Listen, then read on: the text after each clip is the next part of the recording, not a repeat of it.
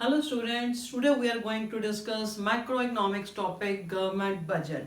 Government budget discuss करने से पहले मैं आपको एक सिंपल आपके लेवल पे एग्जांपल देके समझाना चाहूँगी कि जैसे कि आपके पेरेंट्स हैं, आपके पेरेंट्स के पास बहुत सारे मतलब एम्स हैं कि जैसे आपको अच्छी एजुकेशन प्रोवाइड करनी, आपको अच्छा लाइफस्टाइल देना, तो इसके लिए भी उनको एक प्लानिंग करनी पड़ती है।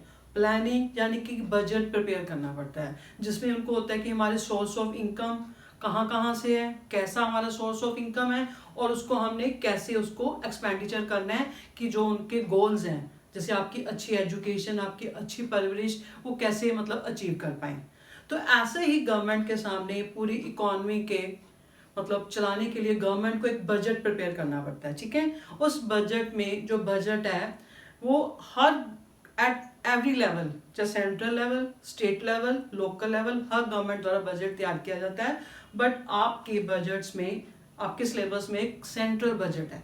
सेंट्रल बजट यानी कि जिसको यूनियन बजट भी कहा जाता है। और ये बजट है क्या?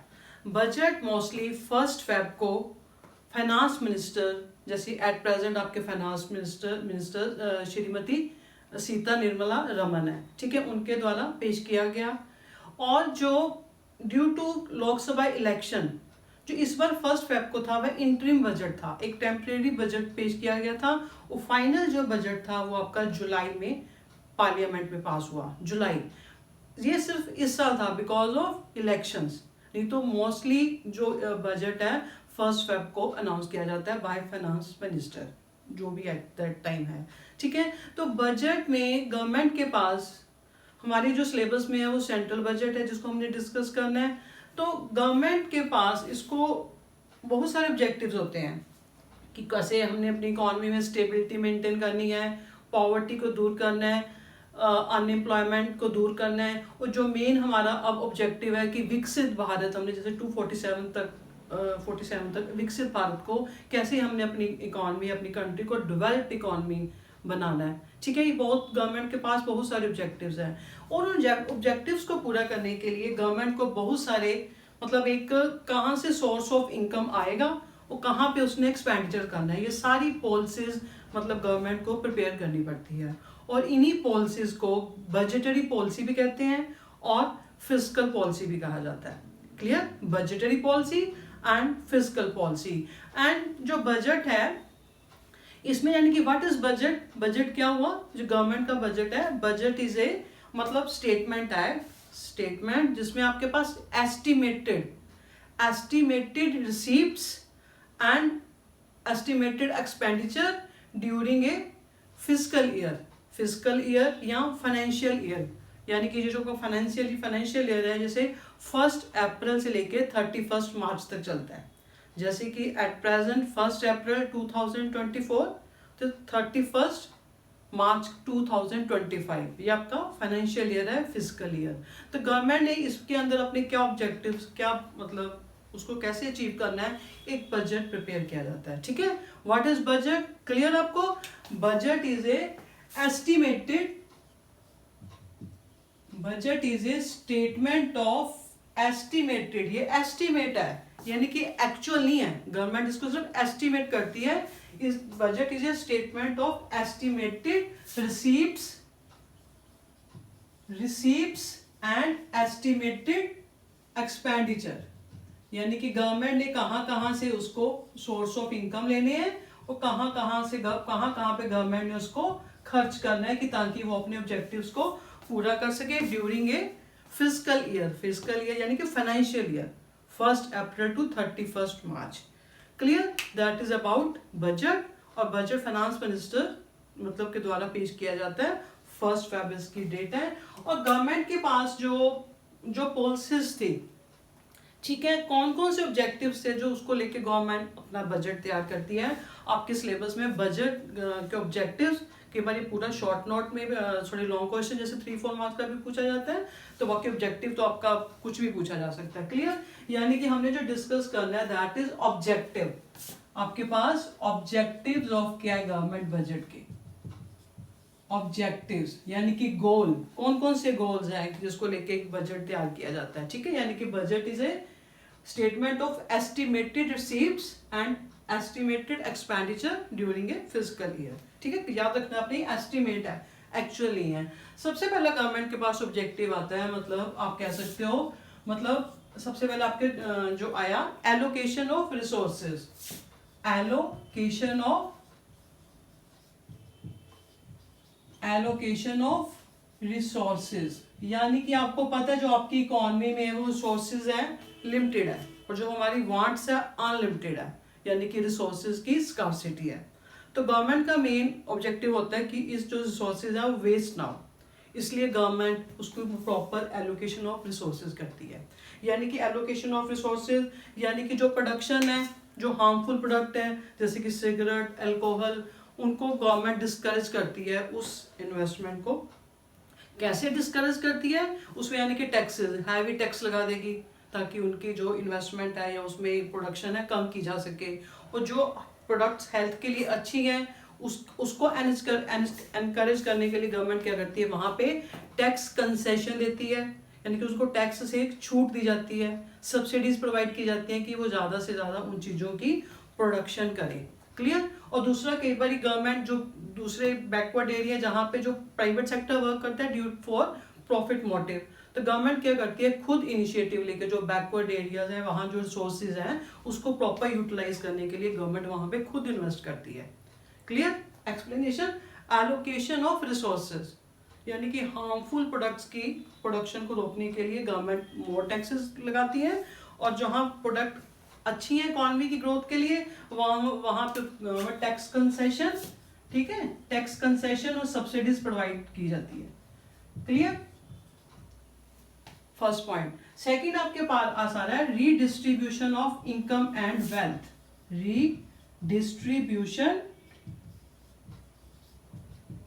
Redistribution of income and wealth.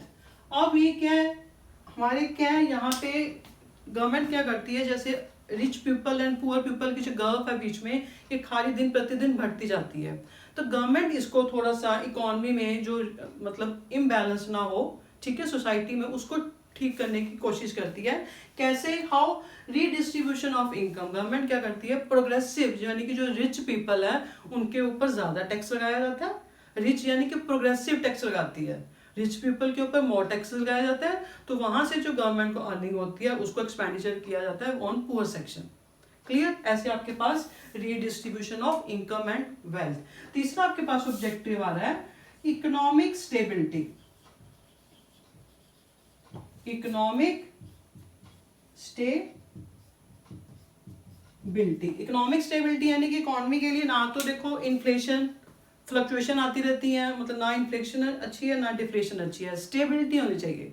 तो गवर्नमेंट ऐसे क्या करती है, मान लो इन्फ्लेशन जब प्राइसेस राइज हो जा रहे हैं बहुत सारे, यानी कि लोगों के हाथ में पैसा है, ठीक है, तो गवर्नमेंट उस समय क्या करती है, अपना इन्फ्लेशन के समय मोर टैक्सेस लगाती है कि ताकि लोगों के हाथ में जो डिस्पोजेबल इनकम है वो कम हो जाए, और गवर्नमेंट उस समय जो अपना एक्सपेंडिचर है वो भी कम कर देती है ताकि लोगों के हाथ में ज्यादा मनी ना आए, क्योंकि because they are demanding more goods. और इन्फ्लेशन को कंट्रोल करने के लिए गवर्नमेंट मोर टैक्सेस एंड अपना एक्सपेंडिचर को कम कर देती है। और ड्यूरिंग डिफ्लेशन जब लोगों के पास पैसा ही नहीं है, लोग चीजों की डिमांड नहीं कर रहे, तो गवर्नमेंट क्या करती है, उस समय टैक्सेस को कम कर देती है। ड्यूरिंग डिफ्लेशन टैक्सेस कम कर देती है, तो जो अपना एक्सपेंडिचर है उसको वो इंक्रीज कर देती है कि लोगों के ज्यादा सोर्स ऑफ इनकम जनरेट हो। क्लियर? ये था आपके पास इकोनॉमिक स्टेबिलिटी कैसे गवर्नमेंट अचीव करती है, ना इन्फ्लेशन अच्छी नॉट डिफ्लेशन। स्टेबिलिटी के लिए अपने मतलब उसके पास टूल्स हैं, taxes and expenditure. Clear? Fourth आपके पास आ रहा है इकोनॉमिक यानी कि बैलेंस्ड ग्रोथ। गवर्नमेंट क्या करती है, बैलेंस्ड ग्रोथ क्रिएट करने के लिए, यानी कि इकोनॉमी के हर सेक्टर की ग्रोथ हो, ठीक है। बैलेंस ग्रोथ को आप वैसे ही टैक्स कंसेशन जो बैकवर्ड एरिया है वहां पे मतलब प्रोडक्शन ज्यादा करे, इन्वेस्टमेंट को थोड़ा एनकरेज करने के लिए वहां पे वो टैक्स कंसेशन देती है। दूसरा सब्सिडीज प्रोवाइड की जाती है, यानी कि इकोनॉमी के बैलेंस्ड ग्रोथ हो, ठीक है। क्लियर? फिर आपके पास आ रहा है फिफ्थ पॉइंट आप कह सकते हो, यानी कि इकोनॉमिक ग्रोथ यानी कि देखो इकोनॉमी की ग्रोथ वेरी वेरी इंपॉर्टेंट। विकसित भारत 2047 तक तभी तो हम अचीव कर पाएंगे अपने ऑब्जेक्टिव को। इकोनॉमी की ग्रोथ के लिए गवर्नमेंट खुद बैकवर्ड सेक्टर में इन्वेस्ट करती है ताकि लोगों के पास ज़्यादा सोर्स ऑफ इनकम आए। मोर इनकम होगी तो वो मोर सेविंग है तो more investment, economy growth rate मतलब ग्रो करेगी। क्लियर। फिर आपके पास 6 पॉइंट आ रहा है कि जो भी ये जो आपके पास है ये पब्लिक एंटरप्राइजेस होती है ना, नेचुरल पब्लिक एंटरप्राइजेस हैं, पब्लिक एंटरप्राइजेस यानी कि जो भी नेचुरल होती हैं पब्लिक एंटरप्राइजेस, जैसे कि रेलवे, पोस्ट ऑफिस, इलेक्ट्रिसिटी, क्योंकि ये प्राइवेट सेक्टर तो इसको मतलब, क्योंकि प्राइवेट सेक्टर का मेन मोटिव होता है प्रॉफिट अर्न करना, तो गवर्नमेंट ये चीजें होती हैं मतलब कम कॉस्ट पे लोगों को प्रोवाइड करती है। ठीक है, सोशल वेलफेयर भी हो सके इकोनॉमी का।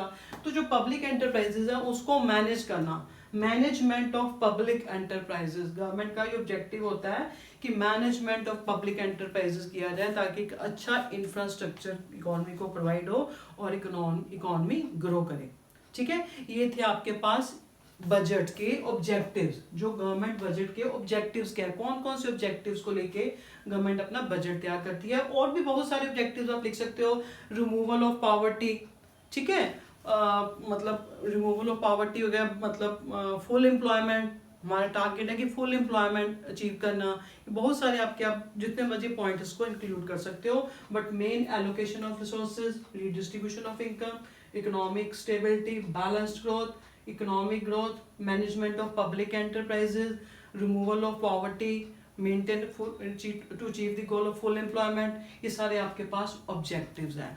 और इन ऑब्जेक्टिव्स को पूरा करने के लिए गवर्नमेंट एक जो बजट तैयार करती है उसके पास उसके कंपोनेंट्स हैं। बजट्स के कंपोनेंट्स क्या हैं, यानी कि बजट्स के दो कंपोनेंट्स हैं। एक होता है रेवेन्यू बजट, दूसरा capital budget. Revenue budget and capital budget. Revenue budget के अंदर आप रेवेन्यू रिसीप्ट्स और रेवेन्यू एक्सपेंडिचर, गवर्नमेंट ने कहां कहां से रेवेन्यू, सोर्स ऑफ इनकम कहां कहां से लेना है और उस पैसे को कहां खर्च करना है। और ऐसे ही कैपिटल बजट के अंदर भी कैपिटल रिसीप्ट्स हैं, कहां कहां से गवर्नमेंट को कैपिटल रिसीप्ट्स आएंगी और कहां कहां उसने वो कैपिटल एक्सपेंडिचर कैसे करना है।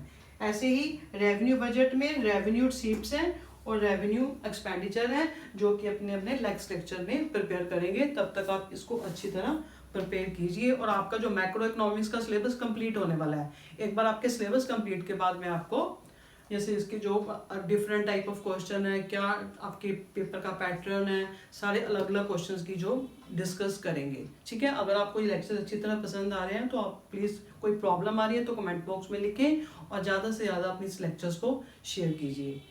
ठीक, हैव अ नाइस डे।